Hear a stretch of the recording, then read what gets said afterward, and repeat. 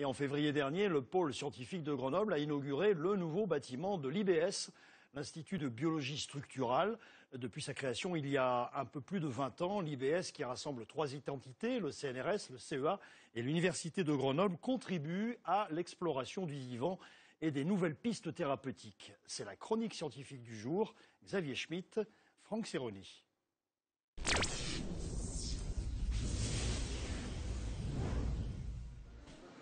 Andrea Dessen est biochimiste et brésilienne.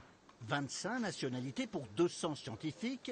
L'Institut de biologie structurale est très international. La diversité des compétences répond à la complexité des travaux.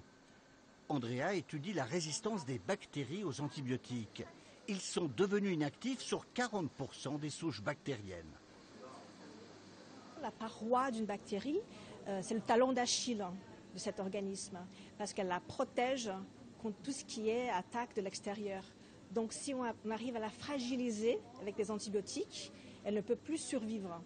Et c'est comme ça qu'on traite les maladies avec la pénicilline par exemple, qui cible la paroi. Donc si on découvre d'autres antibiotiques nouveaux qui ciblent eux aussi la paroi, donc là ça sera gagné. Sur le pôle scientifique de Grenoble, un bâtiment flambant neuf pour cet institut créé en 1992. Sa spécialité, déchiffrer le monde du vivant à l'échelle moléculaire.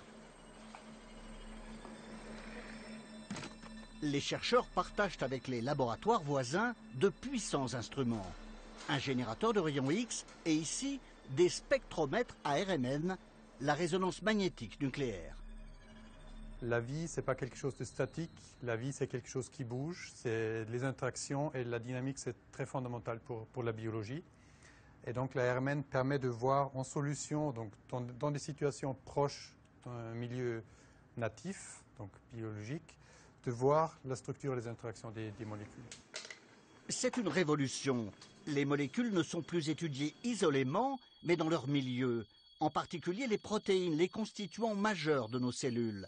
Exemple ici avec des protéines servant à réparer les lésions de l'ADN.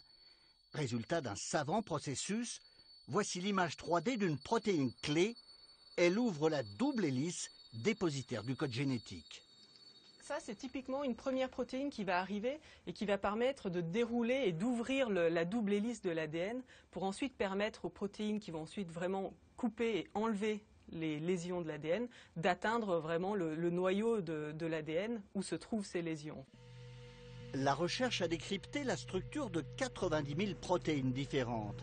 Un nouvel Eldorado biologique pour comprendre comment ces molécules se combinent entre elles et avec d'autres.